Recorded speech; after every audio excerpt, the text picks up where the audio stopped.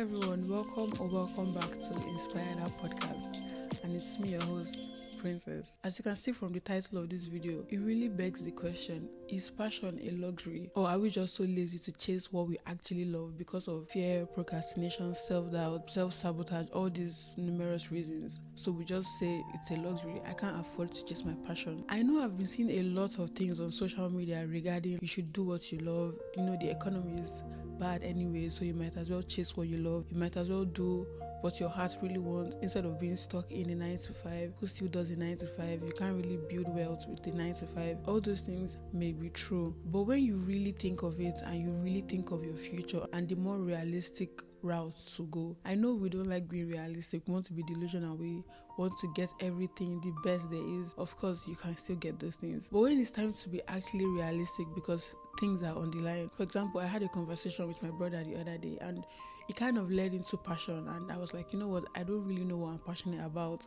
I just want to be free. I just want to live a free life where I don't have to worry about little things like bills, and where I can be independent and be comfortable.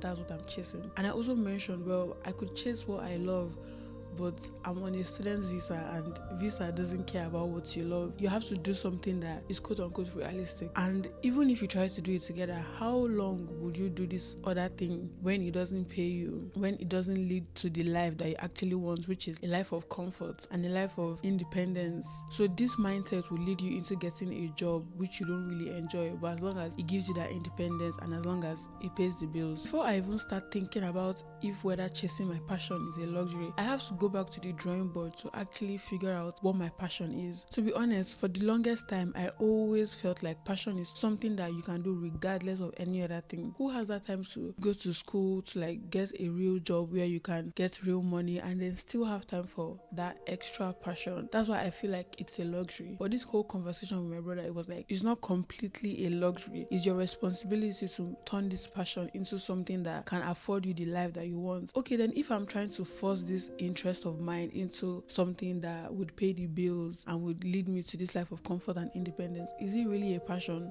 Because when you force something to start making money for you, you kind of lose that interest. You kind of lose that passion that you have for it, that enthusiasm. You lose it because now your mind is focused on the money aspect of it. And I don't know if that's bad or good. It could be draining at some point. So how do we still find this thing that we're interested in, make it to work for us, make it make money for us, and still be interested in it? It might not necessarily coexist. And why a lot of us, myself included, have no idea of what our passion is because we are so mentally checked out of passion. We just want to do something that works. So with all this being said, what is even passion? Is it something you really enjoy, a hobby? Is it something you're just naturally good at? But Google said passion is a strong and barely controllable emotion. So it's something that you can't control and is super strong. Now, to confess, I don't know if I've ever felt this way about anything. Some of you might look at me and say, well, what of the podcast? At the beginning, to be honest, I had so much passion for the podcast. I'm not saying that I don't now. Compared to when I started the podcast, it was so uncontrollable. No matter what, I would put a podcast out that week. Even if I wasn't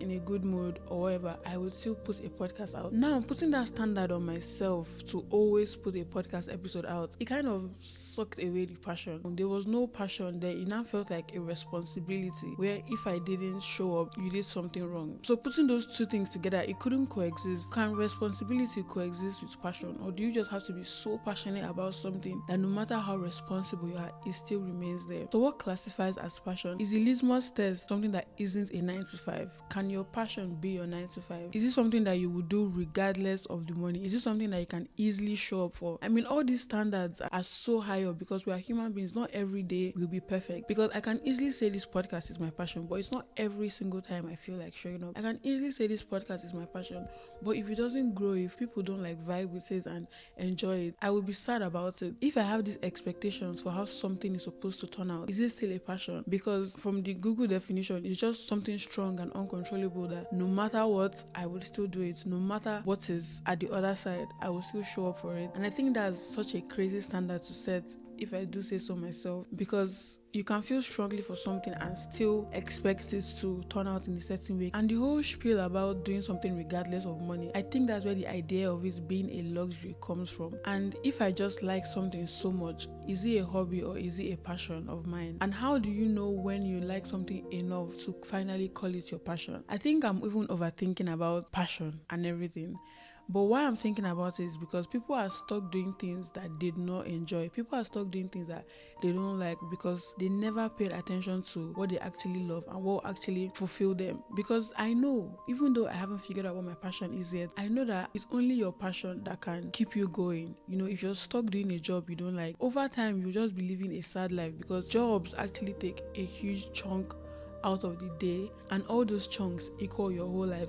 So it's something that I should actually sit back and think, I actually have to enjoy this job that I'm doing, because it is a very huge part of my life. If you say I don't care about my passion, I just want to make money, over time you're going to get burnt out. It's not a sustainable way to live. I mean, right now you can care about being realistic. At some point you have to sit with yourself and think of your big why, something that can add color to your life. Passion is very necessary. Even though I wasn't really convinced about it, I was just like, you know what, I just want to make money. So even if you think you're not privileged enough to chase something that you would call your passion, it's still needed. And it may be harder for some of us to chase our passion, and it may be easier for some, but it's still very necessary. And there's this beautiful quote I saw about passion, and it said, you don't chase passion because life is easy, you need passion because life is hard. So don't think when everything is settled, then I will do this thing that I love so much. When I finally made this amount of money, then I will do what I'm passionate about. Okay, so now we know why we need passion. We know why we need to be passionate about something. But I have no idea what I love. I just wake up, have breakfast, doom scroll, maybe do 1 or 2 assignments, go to bed, rinse and repeat the next day. So when I have nothing that interests me so much, how am I supposed to add color to my life? And the reason behind all this is because we are so stuck doom scrolling, watching other people chase their own passions, and we never have time for ourselves. Because passion, maybe you might stumble upon it, but how do you stumble upon something when you're super disconnected and you're so distracted? So the first step today is to try and connect with yourself. Try and connect with things that you actually enjoy. Don't just wake up and do default things. Try and break the pattern of the monotonous life that you have been living. In summary, distraction kills passion. When you're so disconnected from yourself, you can't even tell what you feel so strongly about, because you're not checking in with yourself. You can experience something, you can do something, and you just do it for the reason of doing it. You never quiet out the outside world to know what your inner world truly wants and truly feels. So you're living basically on autopilot. So if you feel like the things that are around you, you're basically thrown into it, try and look for something that you choose. Because most of the time we do things because we know that there's hype around it. We do things because we know that this is the more realistic or more responsible route to take. Now make it your responsibility to choose something, not because other people are doing it, not because there's hype around it, not because it will make you a lot of money. Just choose it because you're curious about it. At the beginning, you must not feel so strongly for it, but just choose it and see how it goes. I think that's the beauty of life. Even though we don't like the whole idea of seeing how it goes, but we can't possibly tell for sure how something will go. But I think keeping the door open for different outcomes is very, very important, because if we close off ourselves to how something may turn out to be because we're so focused on making this thing look a certain way, you can miss out on a lot of things because you have closed your mind and you have put yourself in this box. And to be honest, my look on passion had been always, okay, it has to be something artsy, it must be something creative, something that I could do with my hands, something that sounds cool. Because you see people talk about something that I've never even heard before, and I'm like, wow, you're so cool right now. And not all of us will experience that, because that's how passion was presented to us, but that's not what passion truly is. Passion doesn't have to be something so niche and so cool. It's just about you and how you feel about it. So instead of looking for this artsy, cool, super niche thing to do, you can look around yourself, the things that you're already doing, try to grow this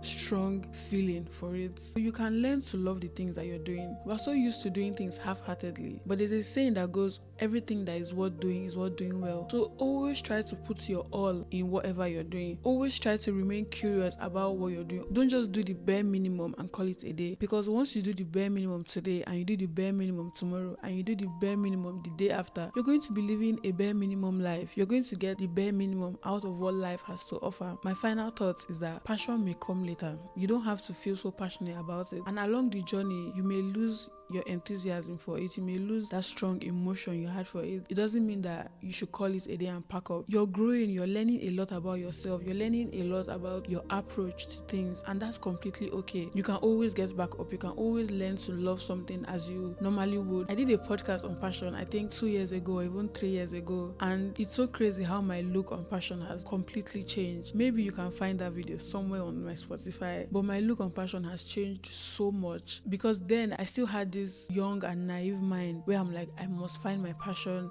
Passion is so beautiful. I mean, and it's good, at that time, that is what worked for me.